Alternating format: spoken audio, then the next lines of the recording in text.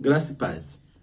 Hoje eu gostaria de falar, ou melhor, de aprofundar um pouco mais, um tema que há pouco tempo atrás eu trouxe aqui num desses nossos vídeos, falando sobre o batismo, a doutrina dos batismos. E hoje eu quero falar em especial sobre o batismo no Espírito Santo. Isto porque, para quem já assistiu, né? Quem já viu o vídeo sobre a doutrina dos batismos, acho que ali fica claro a discriminação que eu faço entre os três tipos de batismos.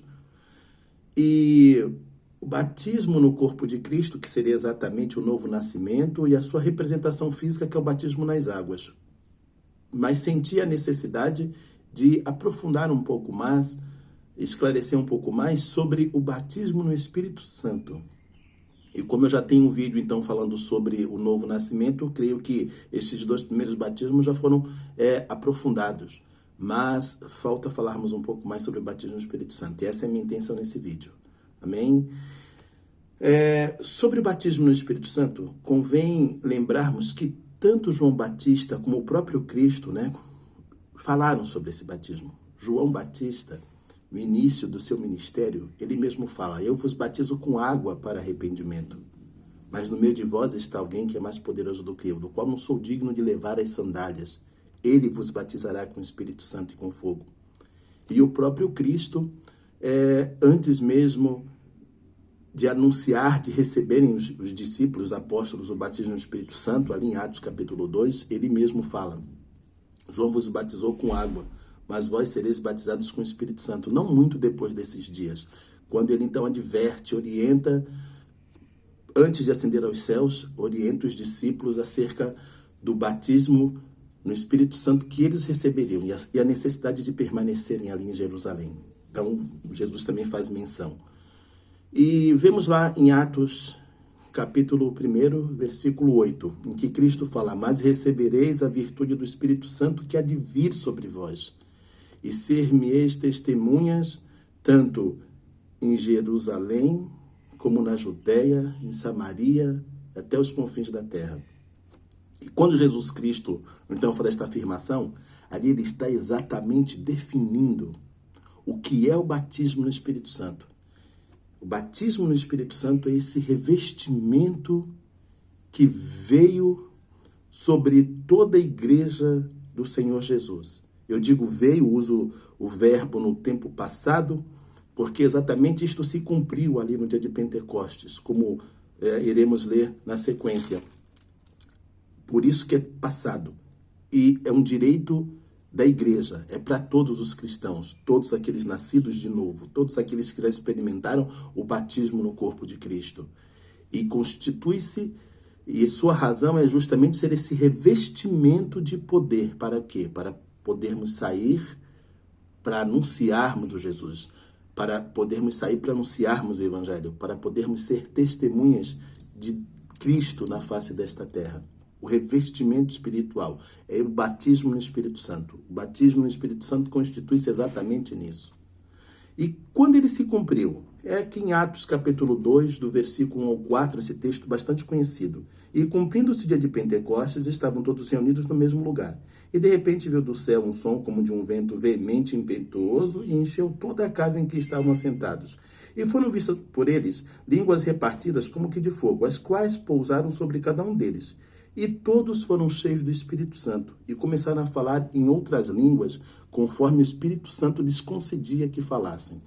O cumprimento se dá exatamente aqui, no dia de Pentecostes, na festa de Pentecostes, como Jesus Cristo já havia anunciado e dito para os discípulos que permanecessem em Jerusalém, até que do alto eles recebessem a virtude, o poder do Espírito Santo, e o que se dá ali no dia de Pentecostes. Por isso que o verbo é passado. Já veio sobre toda a igreja, portanto, nos dias de hoje, constitui-se não em algo que devemos esperar, mas em algo que temos que crer e receber, porque já nos foi dado. Esse é o batismo no Espírito Santo, a definição do que vem a ser, e este cumprimento se dá neste momento. Então, tendo explicado no que se constitui o batismo no Espírito Santo e quando é que se dá o seu cumprimento, eu quero falar de um outro aspecto também que às vezes é bastante confundido no meio pentecostal. O batismo no Espírito Santo não é falar em línguas, porque para muitos constitui tão somente não falar em línguas. Não é falar em línguas, é esse revestimento de poder que veio sobre toda a igreja para capacitar, fortalecer esta igreja para dar o testemunho, o bom testemunho de Cristo na face desta terra. No entanto, o falar em línguas é uma evidência. E é uma das grandes evidências deste batismo. E eu quero mostrar, a partir de 3 experiências, pego apenas essas 3, poderíamos pegar outras, mas pela escassez do nosso tempo aqui, pegarei apenas 3 situações que apontam justamente isto. A evidência do falar em línguas. Então, a primeira evidência que eu quero pegar com vocês está aqui em Atos capítulo 8, versículo 17. Ali em Atos capítulo 8, versículo 17, quando da dispersão da igreja, Filipe, vai pregar o evangelho em Samaria. E a gente sabe que ali em Samaria, todos recebem a palavra, e os apóstolos, então, que se mantiveram em Jerusalém, ficam sabendo que Samaria havia recebido a palavra. Então, eles encaminham para Samaria Pedro e João, alicerces da igreja, os quais chegam lá e confirmam que ali aquelas pessoas haviam recebido a salvação. E Pedro e João, então, lhes impõem as mãos para que eles recebam o batismo no Espírito Santo, porque sobre nenhum deles ainda havia descido. Mas Pedro e João ministram o batismo no Espírito Santo. É curioso porque vocês podem me perguntar, o batismo no Espírito Santo foi então ministrado sobre aquelas pessoas, mas qual é a evidência do falar em línguas?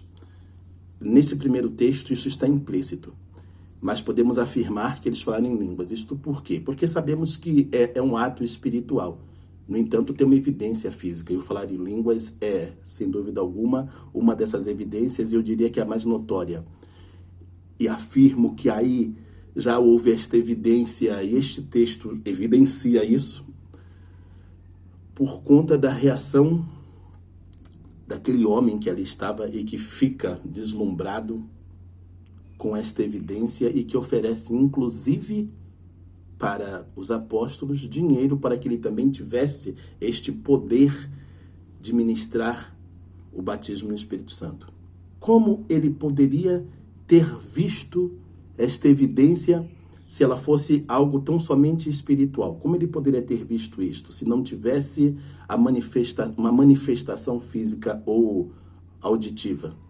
Este é o primeiro ponto, que se coloca desta maneira, um tanto quanto imprecisa, talvez, mas a gente caminhando, a gente pode ainda mais evidenciar isto e confirmar o que acabamos de ver aqui, de falar, e que se encontra em Atos 8:17. Mas quando vamos para Atos 10:46, vemos isso de maneira muito mais clara.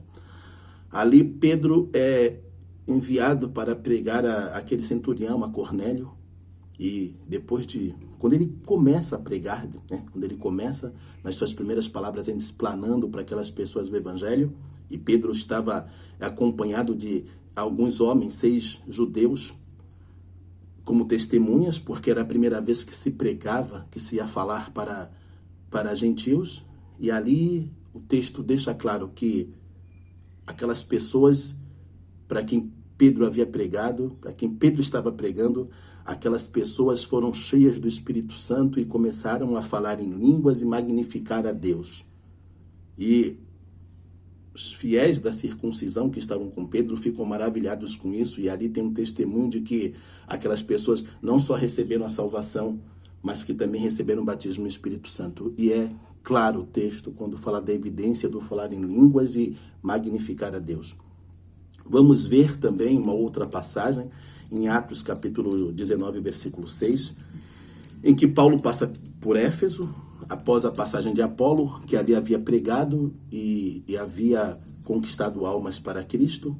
Mas Paulo, quando se depara com esse grupo de 12 discípulos, percebe que aquelas pessoas que já haviam recebido a salvação não haviam ainda recebido o Espírito Santo, ou seja, o batismo no Espírito Santo. Haja visto ser impossível você ser salvo e não ter recebido o Espírito Santo. Quando a colocação é dessa natureza, diz respeito ao batismo no Espírito Santo. E a Bíblia fala então que Paulo ministra sobre aquelas pessoas e elas começam a falar em línguas. Pego esses 3 textos. Isso está ali em Atos 19:6. Pego, então, esses 3 textos que evidenciam o falar em línguas, né, como um desses sinais do batismo no Espírito Santo. É claro que há a manifestação do falar em línguas quando se recebe o batismo no Espírito Santo. Falar em línguas não é o batismo é este revestimento de poder.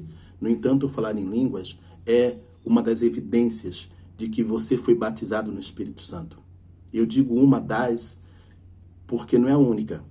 Entendo também, à luz da palavra de Deus, que o batismo no Espírito Santo é a porta de entrada para os dons espirituais, para que dons espirituais sejam derramados em sua vida. Porque, como a gente acabou de ler aqui em Atos 19:6, quando Paulo ministra aqueles discípulos ali em Éfeso, não apenas eles começam a falar em línguas, como também profetizam.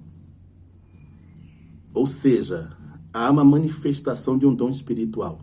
E este é o meu entendimento à luz da palavra de Deus, que falar em línguas não é a única evidência do batismo no Espírito Santo, que é esse revestimento de poder, mas que o batismo no Espírito Santo traz também os dons espirituais. Os dons espirituais, eles são derramados sobre aqueles que receberam o batismo no Espírito Santo.